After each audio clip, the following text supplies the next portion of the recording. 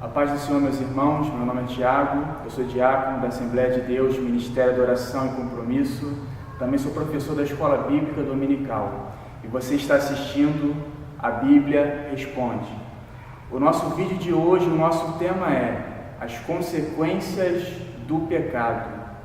Nos nossos últimos vídeos eu falei sobre os diversos tipos de pecados e falei por algum tempo sobre 10 pecados específicos, 10 pecados que foram escolhidos. Então nós encerramos o assunto pecado. Mas antes de fechar, eu queria gravar esse vídeo para a gente finalizar o assunto. O tema é as consequências do pecado. Eu quero ler um texto bíblico que está em Gálatas, capítulo 6, versículo 7. Diz assim: não vos enganeis, de Deus não se zomba.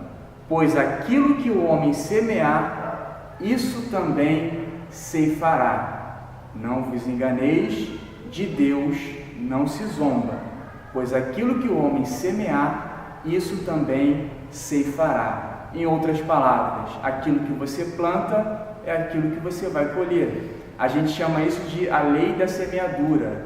Se nós formos fechar a Bíblia por um instante e nos direcionar na direção da física, na física existe uma lei que é chamada de a terceira lei de Newton, que vai dizer que para toda ação há uma reação de mesma intensidade em sentido contrário. Então, segundo as leis da física, tudo que a gente faz, para cada ação nossa vai haver uma reação. A Bíblia diz algo bastante parecido. Tudo aquilo que eu planto, tudo aquilo que eu semeio, é aquilo que eu vou colher, aquilo que eu vou ceifar. Então, o que eu estou citando nesse texto? Tudo que eu faço vai gerar uma consequência.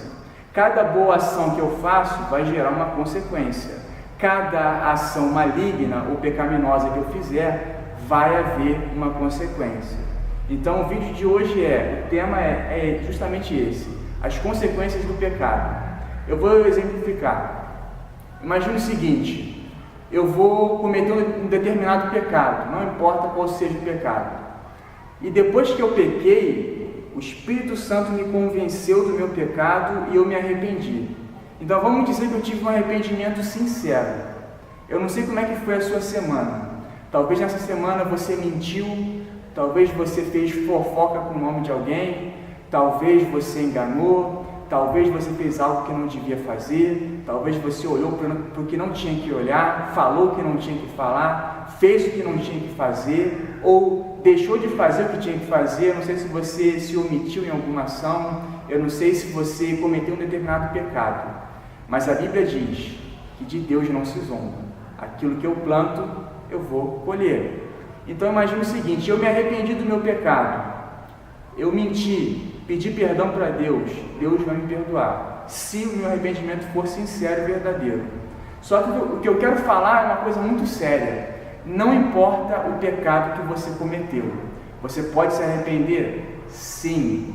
Você pode ser salvo? Sim. Você pode ir para o céu, mesmo tendo cometido pecado? Se você se arrepender? Sim. Mas eu quero falar das consequências do pecado. Ou seja, você pode confessar o seu pecado, se arrepender, abandonar e nunca mais cometer esse pecado. Mas saiba que esse pecado vai ter uma consequência. Eu vou citar um outro texto bíblico, Números capítulo 32, versículo 23. Fala assim: porém, se não fizerdes assim, eis que pecaste contra o Senhor, e sabei que o vosso pecado vos há de achar. Sabei que o vosso pecado vai achar vocês.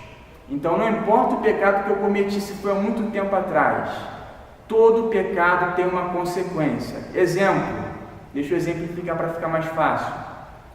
Eu vou contar uma história que vai ilustrar bem esse fato. A história conta de um menino que desobedecia o seu pai. Esse menino era terrível.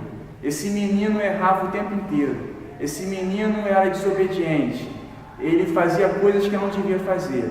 O pai já está totalmente sem paciência com ele, vai dizer assim: filho, toda vez que você me desobedecer, toda vez que fizer uma coisa errada, eu vou colocar um prego nesse poste, nessa madeira que está ali. E tinha uma madeira, um poste de madeira, um tronco de árvore. Ele vai dizer assim: toda vez que você me desobedecer, eu vou pregar ali um prego. O menino não está nem aí. Ele desobedece, o pai coloca lá um prego. E cada vez mais vai aparecendo um prego novo. Até que ele olha de alto a baixo, o poste de madeira está cheio de pregos. Mas o trato era o seguinte: toda vez que ele obedecesse, fizesse alguma coisa certa, ele ia pegar o martelo e ia arrancar um prego. Então, se errasse, ia colocar um prego. Se acertasse, ia tirar um prego. E aí, o menino se incomoda com aquela madeira cheia de pregos e vai dizer assim: vou passar a obedecer agora. E cada vez que ele obedece, o pai vai arrancando um prego, até que já não tinha mais nenhum prego. E aí o pai fala assim: olha, filho, e ele todo feliz, já não tem mais nenhum prego. E o menino triste fala: mas as marcas continuam. O poste estava todo furado. Arrancou todos os pregos, mas as marcas continuaram. Assim é o pecado na minha vida e na tua vida. Você pode confessar? Sim. Pode se arrepender? Mas Deus vai me perdoar? Sim, Ele vai te perdoar. Você vai ser salvo? Vai. Você vai para o céu? Vai.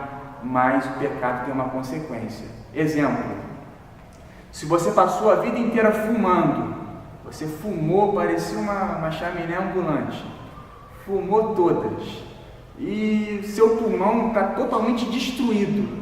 Depois de passar décadas fumando, você vai dizer assim: me converti, agora eu vou amassar um maço de cigarro e vou entregar minha vida para Jesus, nunca mais vou fumar. Deus vai te abençoar, você vai ser transformado. Mas vamos dizer que nessa situação você pega um câncer. Aí você olha para o céu e fala: Deus, eu sou teu servo. Que Deus é esse que deixa um servo dele ter câncer? Eu estou com câncer no meu pulmão, mas eu te sirvo. A culpa não é de Deus. Você que fuma e Deus é o culpado? Então você abandonou o pecado, sim, mas esse pecado deixou uma consequência. Ou você passou a vida inteira bebendo, bebeu todas, bebeu, entornou, bebeu tudo que podia beber, se embriagou a vida inteira. Você está arruinando o seu fígado. E o fígado é um dos órgãos mais importantes do corpo. Você destruiu o seu fígado. Aí você fala: agora eu vou me converter. No final da sua vida você se converte. Aí você tem uma enfermidade, uma doença, um problema no fígado. Aí você fala: que Deus é esse? Deus não é amor? Como é que um Deus que é bom, que é amor, deixa eu ter esse problema? Não vos enganeis. De Deus não se zomba. Porque aquilo que o homem plantar, semear, isso também ele ceifará, colherá. Então, se você praticou um pecado, vai ter uma consequência. Mas se eu me arrepender, Deus vai te perdoar, mas vai ter uma consequência. Eu peguei dinheiro emprestado com o irmão, não paguei, dei um golpe nele e fui embora. Depois me arrependi, voltei e falei: irmão, me perdoa. O irmão fala: está perdoado, agora me dá aqui meu dinheiro. Eu falo: mas você não me perdoou? Ele vai dizer: perdoei você, mas a dívida continua. Então você está perdoado, pode ir na minha casa, pode me abraçar, me beijar, mas a dívida continua. É a consequência do pecado. Eu passei a vida inteira roubando, vou me converter. Ninguém nunca vai me colocar para ser o tesoureiro da igreja. Se você roubou, aí você não sou lavado e remido pelo sangue de Jesus, Deus perdoa. Agora o homem não vai esquecer nunca. Você praticou a vida inteira um determinado pecado, você é transformado, você é outra pessoa agora, mas sempre vai ficar aquela reputação ruim. Isso se chama consequência do pecado. Davi cometeu 2 pecados muito sérios, muito graves. Só isso. Davi foi fiel, mas teve 2 pecados que foram terrivelmente destruidores na vida de Davi. Deus perdoou ele, mas Deus falou assim: Davi, por causa disso a espada nunca vai se apartar da sua casa. Davi se arrependeu, Davi se converteu, Davi abandonou o pecado, mas a consequência continuou. Por causa do pecado de Davi, entrou uma série de consequências ruins. Um filho vai tentar dar um golpe, tirar ele do trono. Ele foi enganado pelo próprio filho. Um filho de Davi estuprou a filha dele. Então, o outro irmão, por causa disso, tentou matar e conseguiu. O irmão matou outro irmão. Então, a casa de Davi foi uma bagunça até o final.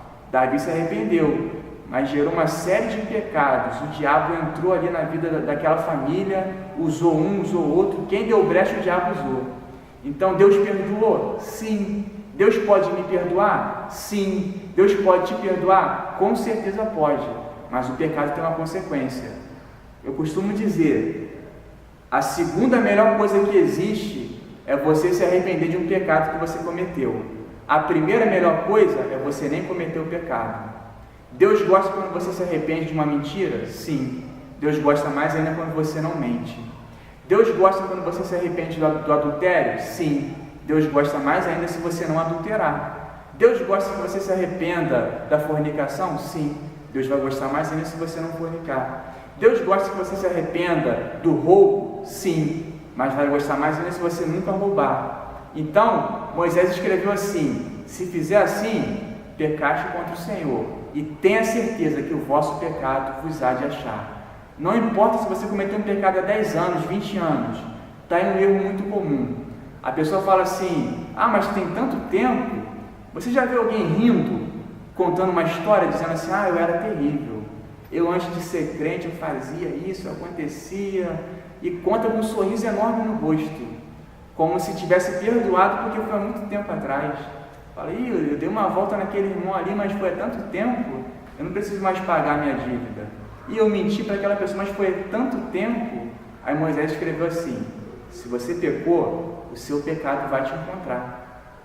Pecado não confessado, o pecado vai continuar. Ele vai te achar. Pode demorar, você pode fugir, mas o pecado vai te achar. Porque o tempo não apaga o pecado.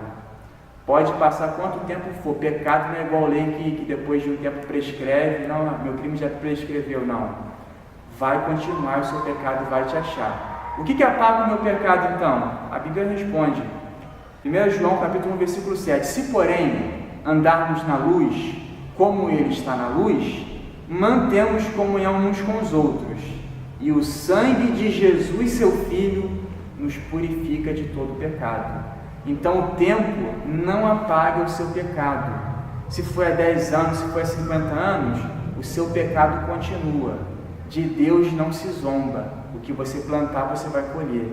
Então o seu pecado vai te achar. Você não tem para onde fugir. O único jeito é confessar o seu pecado. E a Bíblia diz: o sangue de Jesus nos purifica de todo pecado.